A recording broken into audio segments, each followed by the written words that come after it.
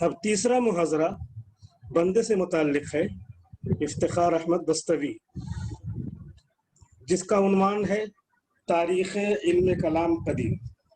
تو میں انشاءاللہ زیادہ وقت نہیں لوں گا، میرا مقالہ 10 صفحے پر مشتمل ہے، لیکن میں صرف تلخیص ہی پیش کرنا چاہتا ہوں کیونکہ مقالوں میں بہت قیمتی باتیں آ گئیں۔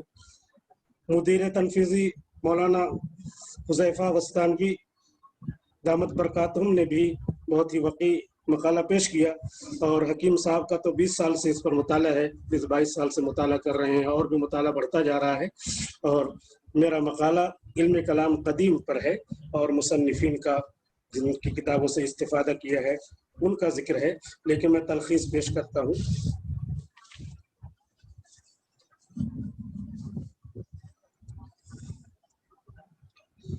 بسم اللہ الرحمن الرحیم۔ علم کلام قدیم، ایک تعارف، ایک جائزہ۔ الحمدللہ رب العالمین، والصلاة والسلام علی النبی الصادق الامین وعلی آلہ وصحبہ اجمعین، اما بعد۔ اللہ رب العزت نے قرآن کریم کو اصلاح روح اور اصلاح معاد کے مقصد سے نازل فرمایا ہے، جس میں 5 طرح کی آیات نازل فرمائی ہیں۔ پہلی قسم کی آیات کا تعلق احکام سے ہے، جس کی توضیح و تشریح کرنے والے فقہا کہلاتے ہیں۔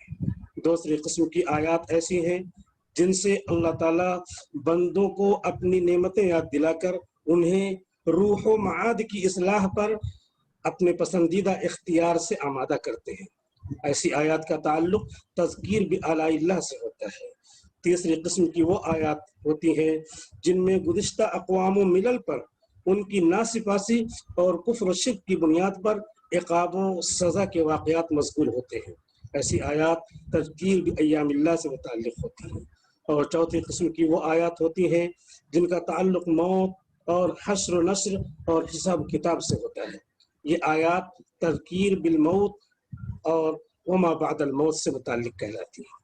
اور پانچویں قسم کی آیات میں اللہ رب العزت کفار و مشرکین، یہود و نصارہ اور منافقین سے مخاطب ہو کر اپنی ذات و صفات اور توحید کا ذکر فرما کر ان کے شبہات کا قلا قما فرماتے ہیں، تاکہ روح کی اصلاح اور معاد کی اصلاح کے نتیجے میں وہ جنت کے مستحق بن جائے۔ اور ایسی آیات کو آیات الجدل، آیات المخاصمہ اور آیات علم الکلام کہتے ہیں۔ ان آیات کی تفسیر و تشریح کرنے والے حضرات کو متکلمین کہا جاتا ہے۔ شاہ ولی اللہ محدث دہلوی رحمۃ اللہ علیہ نے الفوز الکبیر فی اصول التفسیر میں آیات کی ان اقسام کی وضاحت فرمائی ہے، اور آیات الجدل والمخاصمہ کو متکلمین اہل حق کا موضوع بتلایا ہے۔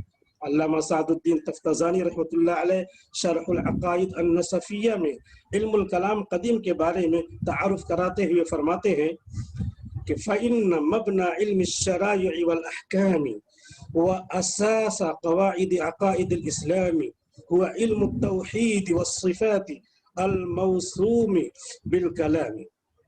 شرح العقائد صفحہ 2-3۔ علم شرائع و احکام کی بنیاد اور عقائد اسلام کے قواعد و اصول کی اساس علم التوحید والصفات ہے، جس کو علم کلام قدیم کے نام سے موسوم کیا جاتا ہے۔ آگے علامہ تفتزانی رحمۃ اللہ علیہ لکھتے ہیں کہ علم کلام قدیم ہی ایسا علم ہے جو شکوک و شبہات کی اندھیریوں میں پھنسے انسانوں اور اوہام و خرافات کے دلدل میں گرے ہوئے لوگوں کو نکال کر ایمان بالتوحید والصفات کے آفتاب کی ضیاء پاش کرنوں سے فیضیاب بناتا ہے۔ علامہ ابن خلدون رحمۃ اللہ علیہ نے علم کلام قدیم کے حوالے سے لکھا ہے کہ علم کلام وہ علم ہے جس کے ذریعے عقلی دلائل سے ایمانی عقائد پر حجت قائم کی جاتی ہے، اور اعتقادیات میں اہل سنت اسلاف کے مذہب سے روگردانی کر کے باطل نظریات رکھنے والوں کی تردید کی جاتی ہے۔ حوالہ ہے الانتباہات المفیدہ عن الاشتباہات الجدیدہ از حکیم الامت تھانوی، جمع و ترتیب حکیم فخر الاسلام مظاہری، اور ابن خلدون کا حوالہ اس میں ہے۔ مولانا سید سلیمان ندوی رحمۃ اللہ علیہ نے بھی علم کلام کی تعریف کی ہے کہ علم کلام اس فن کا نام ہے جس میں مخالفین مذہب کے اعتراضات اور شکوک و شبہات کا جواب دیا جاتا ہے، اور عقائد حقہ کو عقلی و نقلی دلیلوں سے ثابت کیا جاتا ہے۔ حوالے بالا۔ قدیم علماء متکلمین نے علم کلام قدیم میں جو اصول و ضوابط بیان کیے ہیں ان کی روح سے ہر قسم کے شک و شبہے ختم کی جا سکتے ہیں جن کا تعلق عقائد اسلام، احکام اسلام اور خدا کی ذات و صفات سے ہو۔ انہی اصولوں کی روشنی میں جدید سے جدید تر شکوک و شبہات کے شیش محل بھی بتاشے کی مانند گرائے جا سکتے ہیں۔ شرط یہ ہے کہ اسلامی عقائد کو اہل سنت والجماعت کے صحیح اصولوں کی روشنی میں صحیح سمجھ چکا ہو اور ان کے قائم کردہ اصول و ضوابط کی اطلاقی حیثیت کو اچھی طرح جانتا ہو۔ اللہ تعالیٰ نے آیات کلامیہ میں بنیادی طور پر 4 جماعتوں سے مجادلے کا حکم فرمایا ہے۔ نمبر 1 مشرکین، نمبر 2 منافقین، نمبر 3 یہود، نمبر 4 نصارہ۔ مشرکین سے مجادلے کے پھر طریقے بیان کیے ہیں اور منافقین سے آیات کلامیہ میں کیسے مجادلہ کیا جاتا ہے، اور اس کے بعد پھر جو ہے علم کلام قدیم کے اصول شروع ہوتے ہیں، جن میں سے ہم نے اخیر میں علم کلام قدیم کے تعلق سے جو عقائد ہیں ان کو بیان کیا ہے۔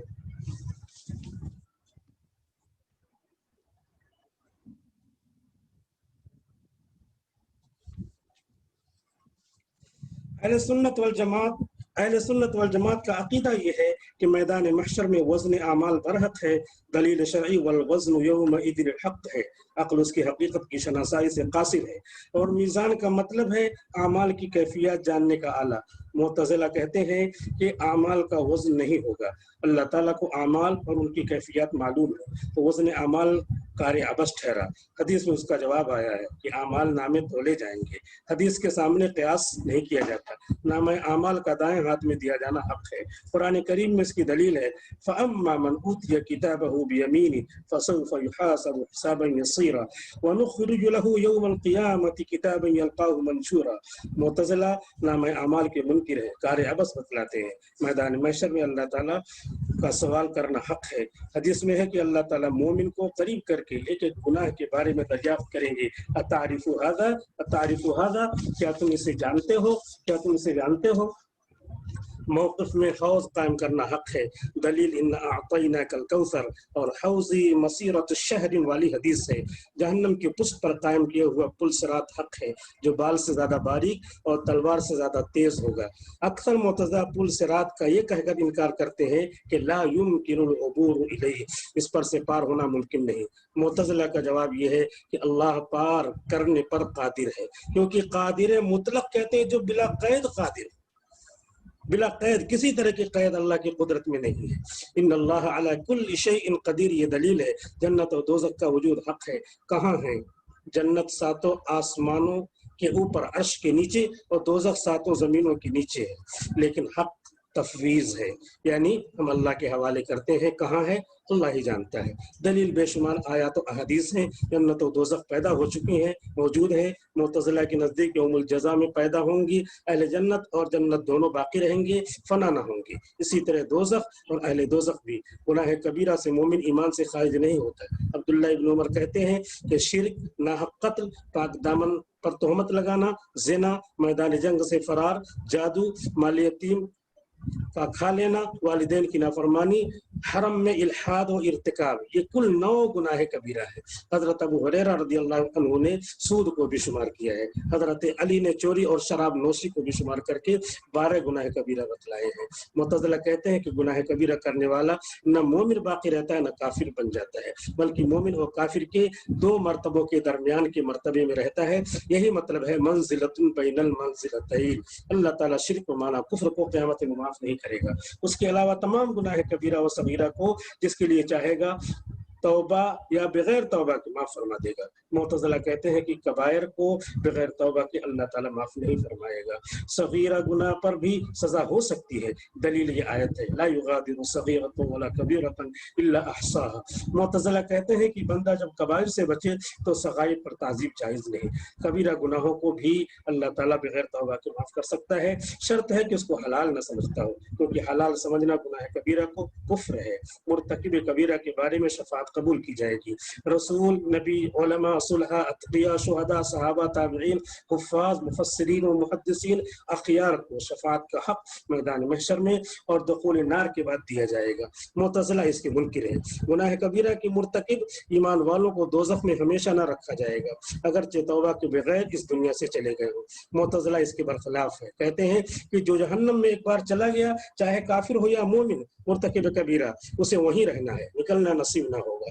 ایمان کہتے ہیں اللہ کے پاس سے آئے ہوئے تمام احکام کو دل سے تصدیق کرنے کو اور زبان سے ان کا اقرار کرنے کو۔ ہاں، زبان سے اقرار کرنا محتمل السقوط ہے، حالت اکراہ میں ساقط ہو جاتا ہے، لیکن تصدیق بالقلب سقوط کا احتمال نہ رکھنے والا رکن ہے۔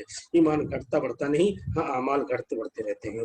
مومن اور مسلم دونوں ایک ہیں، ان میں فرق نہیں، اس لیے کہ اسلام نام ہے احکام خداوندی کے قبول کرنے کا اور ان کے سامنے سر نیاز جھکا دینے کا، اور قبول اذعان، یہی ایمان و تصدیق بالقلب کی بھی حقیقت ہے۔ اور دلیل قرآن کی آیت ہے فَأَخْرَجْنَا مَنْ كَانَ فِيهَا مِنَ الْمُؤْمِنِينَ فَمَا وَجَدْنَا فِيهَا غَيْرَ بَيْتٍ مِنَ الْمُسْلِمِينَ۔ پہلے مومنین کہا پھر مسلمین کہا، یہ شریعت میں دونوں مترادف ہیں۔ شریعت میں ایک آدمی کو مومن کہیں گے تو یہ نہیں کہہ سکتے یہ مسلم نہیں، یا مسلم کہیں تو مومن کی نفی نہیں کر سکتے۔ قالت الاعراب آمنا قل لم تؤمنوا ولكن قولوا اسلمنا سے ایمان و اسلام میں جو بظاہر تفریق معلوم ہو رہی ہے، اس کا مطلب یہ ہے کہ معتبر اسلام بغیر ایمان کے نہیں پایا جاتا۔ جب کسی نے تصدیق بالقلب اور اقرار باللسان کر لیا تو اب یہ کہہ سکتا ہے کہ واقعی میں مومن ہوں۔ کسی بندے کو ایسا نہیں کہنا چاہیے کہ انشاءاللہ میں مومن ہوں، اس لیے کہ اگر شک فی ایمان ہے تب تو لا محالہ کفر ہے، اور اگر ایسا نہیں ہے تب موہم بالشک تو ہے ہی، اس سے ضرور بچنا چاہیے۔ سعید اور نیک بخت کبھی شقی اور بدبخت بن جاتا ہے، اور اس کے برعکس بھی ہوتا ہے۔ السعید من سعید فی بطن امہ والشقی من شقی فی بطن امہ کا مطلب یہ ہے کہ کفر ظاہری اور صلاح ظاہری کا اعتبار نہیں ہے، عاقبت و انجام کا اعتبار ہے جو مرنے کے بعد وقت معلوم پر ہوگا۔ نیک و بخت ہونا یعنی سقی و سعید کی صفت جو بندے کی کسی کسبی صفت ہے، اس میں تبدیلی ہوتی ہے۔ اسعاد و اشقا، سعید و شقی بنانا اللہ کی صفت ہے، اس میں تغیر و تبدل نہیں ہوتا۔ اللہ کی ذات واجب الوجود کے متعلق اہل سنت والجماعت کے عقیدے بیان ہوئے جن کو نقلی و عقلی دلائل سے اکثر مقامات پر ثابت کیا گیا ہے۔ اسی کا نام علم کلام قدیم ہے۔ جن اصول اور دلائل عقلی و نقلی سے علم کلام قدیم میں عقائد کو ثابت کیا گیا اور قدیم معتزلہ مشکوک باتوں کو رد کیا گیا، جن کو علم کلام قدیم کہتے ہیں۔